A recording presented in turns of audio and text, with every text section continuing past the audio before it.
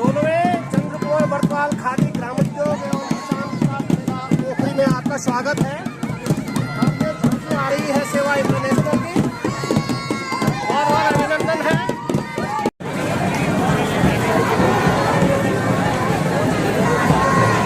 माननीय पुष्कर सिंह धामी जी बिल्कुल मेरा बिल्कुल पहुंच चुके हैं और यहाँ पे आपके उत्तर कांग्रेस और प्रदेश अध्यक्ष भारतीय महंगे भट्ट जी और तमाम जनप्रतिनिधि की बात किया की उपस्थिति में मेरा बिल्कुल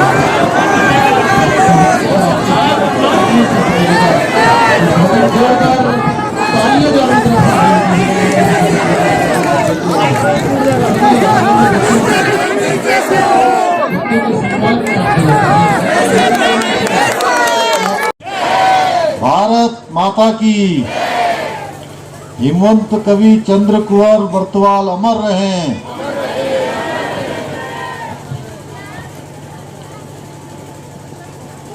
हिमवंत कवि चंद्र कुंवर बरतवाल खादी ग्राम उद्योग एवं पर्यटन सर्वोत्सव मेला शुभारंभ के अवसर पर अभी आप सब लोग जिनको सुन रहे थे, आप सबके बीच में जो पैदा हुए, जिन्होंने इसी क्षेत्र से अपने राजनीतिक जीवन की शुरुआत की, आप सब लोगों ने जिन्होंने अनेकों बार इस क्षेत्र से आशीर्वाद दिया, विधानसभा में भेजा, और आज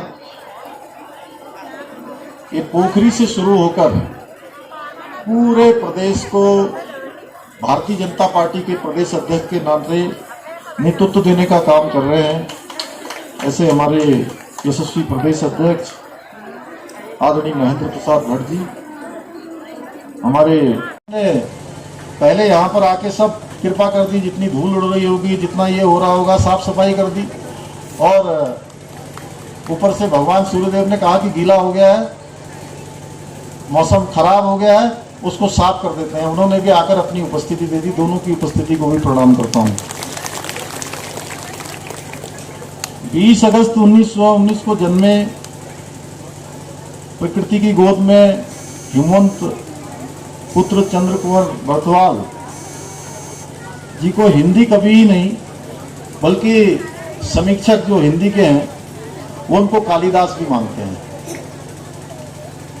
और देखिए, जीवन में बरतवाल साहब हमारे बहुत विद्वान हैं, और धीमान साहब ने तो क्या गजब की यहाँ पर जो है अपनी प्रस्तुति दी कि मन जो है बिल्कुल प्रसन्न हो गया। और मैं समझ रहा हूँ कि हमारे पत्रकार बंधु जो सामने बैठे हैं, इनका भी दिल अगर किसी का थोड़ी देर के लिए कहीं मन में थोड़ा सा कहीं संकुचन हो रहा होगा तो बिल्कुल वो प्रस्फुटन हो गया। इतनी जोरदार उन्होंने कविता कही, और हम पूरा जीवन जी लेते हैं, कई बार पूरा जीवन जी लेते हैं। एक सामान्य जैसे होता है, घर में पैदा हुए, बड़े हुए, फिर आपने भी वही काम शुरू किया, आए और जीवन में चले गए, कोई याद नहीं करता है, कोई नाम नहीं लेता है। अगर आज हम हिमवंत कवि चंद्र कुंवर बरतवाल जी को याद कर रहे हैं तो इसलिए कर रहे हैं कि उन्होंने बहुत छोटी अल्प आयु में 28 साल के जीवन काल में ही अनेक कहानियां, एकांकी, बाल साहित्य के साथ ही 1000 से भी अधिक अनमोल कविताओं की रचना कर हिंदी साहित्य को अनमोल कविताओं का एक बहुत बड़ा खजाना देने का काम किया। इसीलिए हम सब लोग उनको याद कर रहे हैं। और वो प्रकृति के कितने प्रेमी थे,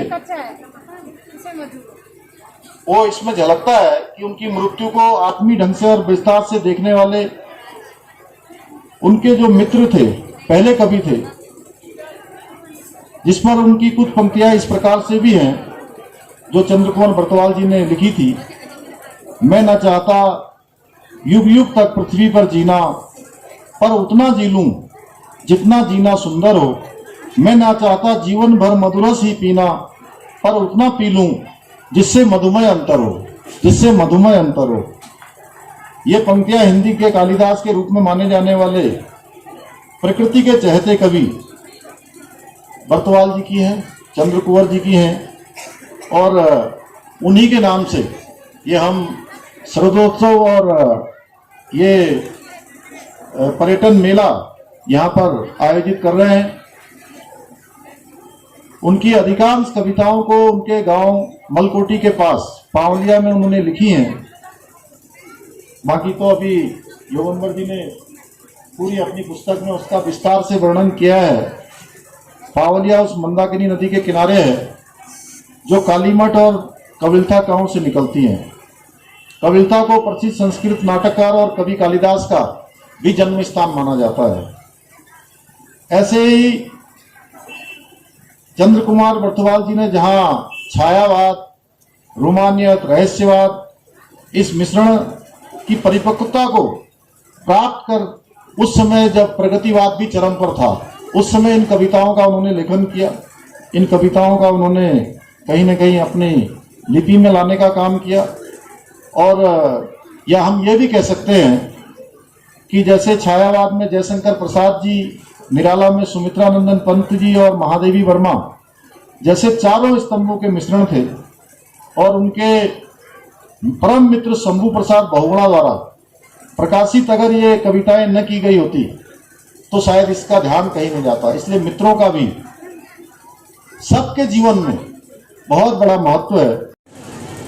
बहुत यहाँ पर हमारे पूरे इस क्षेत्र में बहुत विकास की संभावनाएं हैं और हमारे महेंद्र प्रताप भट्ट जी ने पूरे विधानसभा में चाहे 2002 से लेकर 2007 के बीच में हो, जिसका अभी उन्होंने उल्लेख किया कि उस समय ये विपक्ष के विधायक होते थे और नारायण दत्त तिवारी जी मुख्यमंत्री होते थे। और मैं जानता हूं कि एक विपक्ष में जो विधायक होता है, अगर वो अपना काम ठीक प्रकार से करता है तो कोई दिक्कत नहीं होती है। और उसका उदाहरण है महेंद्र प्रसाद भट्ट जी और अनिल नौटियाल जी। दोनों लोगों ने अपने अपने क्षेत्रों में अनेकों काम किए।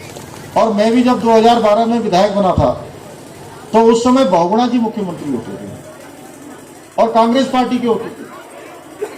अनेकों ऐसे संस्थान, ऐसे सड़कों के काम, पेयजल के काम, बिजली के काम, स्कूलों के काम, अस्पतालों के काम, तमाम काम हम लोगों ने उस समय स्वीकृत करवाए, तमाम कामों को आगे बढ़ाया। ये होता है कि विधायक को केवल अपने क्षेत्र की चिंता है या केवल राजनीति करनी है। अगर राजनीति करनी है तो राजनीति का क्षेत्र असीमित है, जितनी चाहे उतनी करिए। और भाइयों बहनों, हमारे लिए राजनीति पहले नहीं है, हमारे लिए उत्तराखंड राज्य का विकास पहले है और हमारी प्राथमिकता भी जो है विकास है। 17 से लेकर 22 तक इस क्षेत्र में अनेकों कार्य हुए हैं, अनेकों कामों को आगे बढ़ाया गया है, अनेकों कामों की शुरुआत की गई है, अनेकों कामों के शिलान्यास हुए हैं और अनेकों कामों के अभी लोकार्पण होने बाकी हैं। मैं आपको विश्वास दिलाना चाहता हूं कि इस क्षेत्र में जो भी काम शुरू हुए हैं, उन सारे कामों का हम लोग जो है, जिनका शिलान्यास महेंद्र प्रसाद भट्ट जी ने किया है, उन सब का हम लोकार्पण भी करेंगे, सभी कामों को पूरा करेंगे। हमारी सरकार की नीति और नियत दोनों स्पष्ट है, क्योंकि हम आज ऐसे नेता के नेतृत्व में काम कर रहे हैं जो केवल उत्तराखंड नहीं, भारतवर्ष नहीं, बल्कि पूरे विश्व के अंदर अगर आज सबसे ज्यादा मान्यता किसी की है, सबसे ज्यादा लोकप्रिय कोई नेता है तो हमारे देश के प्रधानमंत्री आदरणीय मोदी जी हैं। भाइयों बहनों, उन्होंने भारत का मान सम्मान पूरी दुनिया के अंदर बढ़ाने का काम किया है। आप याद करिए 2014 से पहले का भारत कैसा भारत हुआ करता था। 2014 से पहले का भारत, उसकी गिनती होने लगी थी। दुबक के रहने वाला भारत, पिछलक्कू भारत, दब्बू भारत, निराशा का चारों ओर भाव, अंधकार का भाव, उस भाव को उजाले की ओर ले जाने का काम, उस भाव को आशा में बदलने का काम, उस भाव को एक उत्साह में बदलने का काम किसी ने किया है तो हमारे देश के प्रधानमंत्री मोदी जी ने। पहले एक ही जिला था, रुद्रप्रयाग अलग जिला नहीं था। हम सबका उनसे हृदयात्मक संबंध है। और मैं तो माननीय मुख्यमंत्री जी आपका हृदय से आभारी हूं। ये 16 मेला है, 15 मेले में जब आप आए थे, आपने इसे राज्य का मेला घोषित करने की बात घोषणा की थी, और आज मुझे बताते हुए खुशी है ये मेला आज राज्य का मेला घोषित हो गया है। मुझे चंद्रप्रभु बरतवाल जी के बारे में बहुत कुछ बताने का जिनको श्रेय जाता है, और जिन्होंने चंद्रप्रभु बरतवाल जी पे बहुत शोध किए हैं। ऐसे चंद्रप्रभु बरतवाल शोध संस्थान के सचिव, हम सबके मार्गदर्शक बहुत वरिष्ठ हैं, योगेंद्र बरतवाल जी यहाँ पर बैठे हैं, मैं आपका भी स्वागत करता हूं। सम्मानित जिलाध्यक्ष जी, हमारे कर्णप्रयाग के विधायक आदरणीय अनिल जी, पूर्व विधायक बहन मुन्नी शाह जी, यहाँ के चेयरमैन लक्ष्मी पंत जी, मंचासीन सभी वरिष्ठ पदाधिकारीगण, कार्यकर्ता भाइयों बहनों, और मेरे क्षेत्र के सभी दीदी बोली युवा साथियों, अध्यक्ष बनने के बाद पहली बार आना हुआ, और मैं तो पुष्कर जी का हृदय से आभारी हूं कि पुष्कर जी ने मुझ जैसे कार्यकर्ता, जिनका काम केवल संगठन के बारे में सोचना रहता है, चुनाव हारने के बाद जो सम्मान दिया, मैं इसे हृदय में हमेशा रखूंगा, कभी भूल नहीं सकता हूं। और यह सम्मान मुझे नहीं मिला, यह सम्मान मिला पोखरी की प्रत्येक जनता। आप सबका प्यार, आपका स्नेह था, मेरे नेतृत्व ने मुझे योग्य समझा। आज मेरे सामने चुनौती है कि मुझसे कोई ऐसा काम ना हो जिससे मेरे प्रदेश के अंदर यह मैसेज जाए कि जिस व्यक्ति के बारे में विश्वास किया था वो व्यक्ति उस रूप का निकला नहीं। मैं आपको विश्वास दिलाता हूं, और पोखरी की जनता के बीच में बोल रहा हूं, मैं ऐसा कोई काम नहीं करूंगा जिससे ना संगठन की छवि खराब हो, ना क्षेत्र की छवि खराब हो। यह सत्य है कि पोखरी में आज हमारे विधायक नहीं है, हमारे दल के नहीं है, लेकिन हमारे विधायक हैं, और विधायक सबका होता है। यह ठीक है कि अच्छा होता कि भारतीय जनता पार्टी विधायक के नाते यहां पे हम लोग विजय प्राप्त करते, लेकिन चुनाव में हार जीत लगा हुआ विषय है। और मैंने तो कहा है मुख्यमंत्री जी को, मुख्यमंत्री जी यह विधानसभा आपकी अपनी है, इसमें कोई काम नहीं रुकेंगे, मैं आपको विश्वास पूर्वक कह सकता हूं। हम प्रयास करेंगे कि दूर दूर काम रुक गए हैं। मैं जानता हूं आपके कार्यकाल में, पिछले 5 वर्ष के कार्यकाल में हम लोगों ने पोखरी क्षेत्र के दूर दराज के गांव को सड़कों से जोड़ा है। कुछ काम रुके हुए हैं, और मुझे पूरा विश्वास है हम उन काम को गति देंगे, आगे बढ़ाएंगे। आजकल कुछ आंदोलन भी चल रहे हैं, खासतौर पर शिक्षा के क्षेत्र में मुझे पता लगा कि अध्यापकों की कमी है।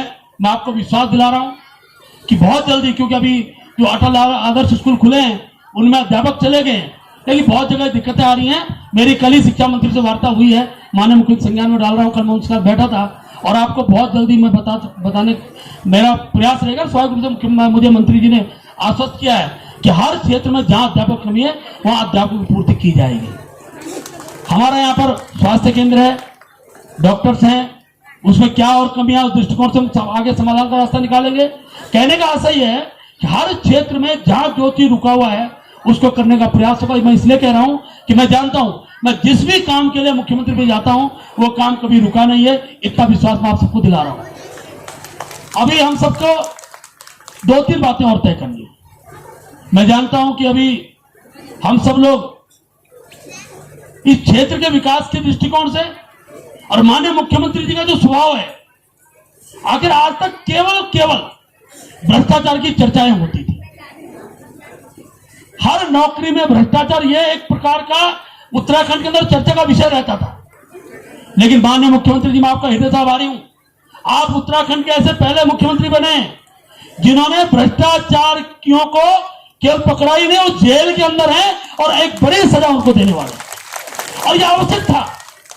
केवल चर्चाओं में इशू रहते थे, केवल चर्चाओं विषय रहते थे, लेकिन कार्रवाई करने की हिम्मत किसी की नहीं होती थी। आज आपने उस भाव के साथ उत्तराखंड के युवाओं को विश्वास दिलाने की कोशिश की है, युवाओं को विश्वास दिलाया है कि आगे से कोई इस प्रकार की षड्यंत्र का ना कभी सोच सकता है ना कभी सोचेगा। ये बहुत बड़ा विषय है। मैं जानता हूं आगामी दिनों में लगभग 7,000 जो नियुक्तियां होंगी वो अब मैं उत्तराखंड लोक सेवा आयोग से कराने वाले हैं। नियुक्तियां बाधित ना हो इसका भी आपने आश्वस्त किया है, और मैं जानता हूं इस दिशा में हमने पहल प्रारंभ कर दी है। दूसरी बात, हम सबको आखिरकार विकास की जो गति है गांव तक दिखाई देनी चाहिए। और माननीय मुख्यमंत्री, मैं आपका हृदय से आभारी हूं। केंद्र सरकार की जितनी भी योजनाएं हो, राज्य सरकार की जितनी योजनाएं हो, वो योजनाएं गांव तक पहुंचाने का काम आज केवल सरकार के प्रतिनिधि नहीं, अभी तो हमारे नागरिक भी कर रहे हैं।